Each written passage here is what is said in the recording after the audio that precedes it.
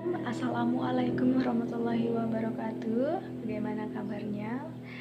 Salam pendidikan dan selamat pagi dunia pendidikan.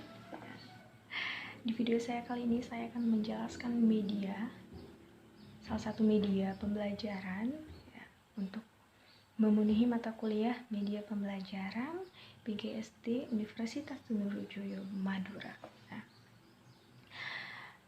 Langkah awal saya akan menjelaskan media itu sendiri. Nah, media adalah wahana penyalur informasi belajar atau seluruh alat dan bahan yang dapat digunakan untuk media pendidikan dan dapat dimanfaatkan untuk keperluan belajar mengajar, begitu. Nah, seperti yang kita ketahui bahwa banyak sekali media-media pembelajaran yang digunakan dalam dunia pendidikan ini ya teman-teman. Dan memiliki keunikannya masing-masing dan kelebihannya masing-masing. Nah, kali ini saya akan fokus pada pembahasan yang mengenai salah satu media, yaitu media realita atau media nyata. Nah, mengapa saya memilih media realita? Gitu ya, pasti pertanyaan tumbuh di benak-benak teman-teman. Kenapa kira teman-teman? Karena menurut saya media realita adalah media yang paling saya minati, yang paling efektif gitu teman-teman, yang lebih mudah gitu bagi saya, mudah dipahami, mudah didapat gitu. Nah, saya akan membahas lebih dalam lagi.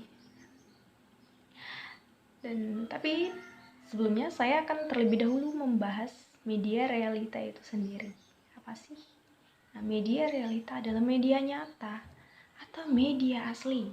Nah, media dalam keadaan yang utuh, dapat diraba, dapat dioperasikan dalam ukuran sebenarnya, teman-teman. Jadi, kalau memang seukurannya memang seperti ini, misalnya 1 meter gitu. Nah, ukuran 1 meter, nah yang kita lihat juga memang 1 meter gitu. Tidak berkurang, tidak lebih gitu, teman-teman. Itu adalah maksud dari ukuran yang sebenarnya. Nah, dan dapat kita kenali ya, sebagaimana wujud aslinya media realita dapat berupa hewan, tumbuhan, batu-batuan, benda-benda, dan makanan, teman-teman. Dan pada dasarnya setiap jenis media itu memiliki karakteristik dan kemampuannya masing-masing. Nah, jadi saya tidak menyudutkan media yang manapun, audio visual ataupun yang lain-lainnya begitu ya teman-teman. Ya, itu sama sekali tidak. Karena pada dasarnya setiap jenis itu kan memiliki karakteristik dan kemampuannya itu masing-masing itu tadi.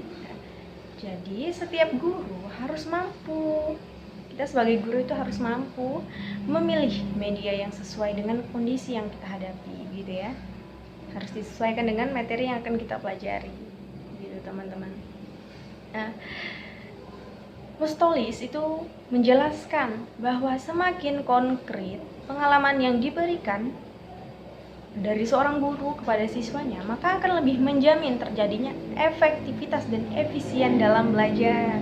Nah, maka diusahakan agar pengalaman belajar yang diberikan semakin konkret dan semakin nyata begitu. Nah, begitu ya teman-teman.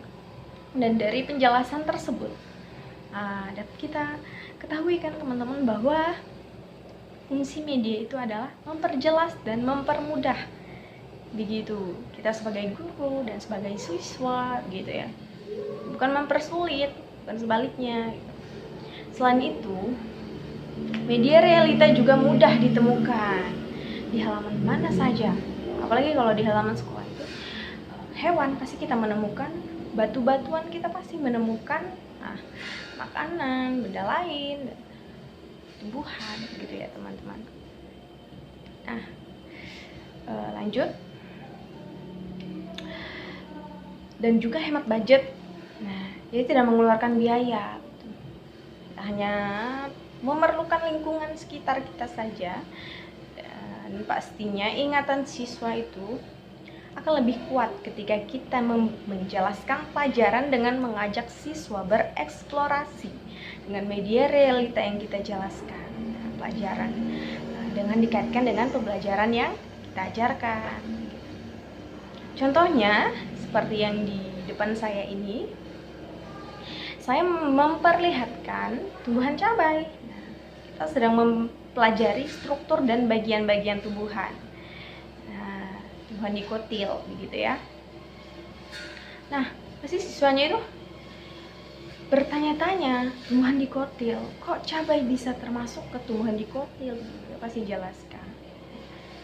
Nah, dengan kita memberikan media nyata dalam pembelajaran kita, ya, jadi mereka itu bisa langsung melihat bagian-bagian tumbuhan dari tanaman ini. Akarnya, yang mana sih? Nah, ini akarnya. Begitu. Daunnya yang mana? Seperti inilah bentuk daun cabai. Dan mereka bisa juga langsung menyentuh. Dan mereka bisa merasakan teksturnya seperti apa, begitu ya. Nah, terus cabangnya seperti apa? Oh, jadi cabangnya seperti ini. Dan jika hanya mereka melihat foto, oh seperti itu saja, begitu ya. Nah, ketika kita memberikan nyatanya, media nyatanya, realnya, mereka bisa langsung melihat lebih jelas dan lebih dekat gitu. Oh, seperti ini ternyata gitu. Dan pertanyaan-pertanyaan akan lebih banyak datang begitu. Lebih banyak dipertanyakan begitu. Kok seperti ini sih? Oh ya, kok cabangnya seperti itu, Bu? Katanya.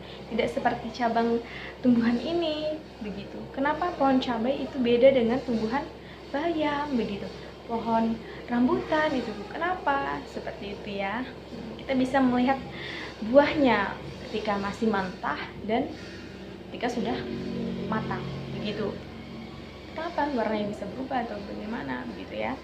Terus dari warna daunnya, batang dan seakarnya begitu. Mereka bisa meraba langsung, mereka bisa merasakan teksturnya.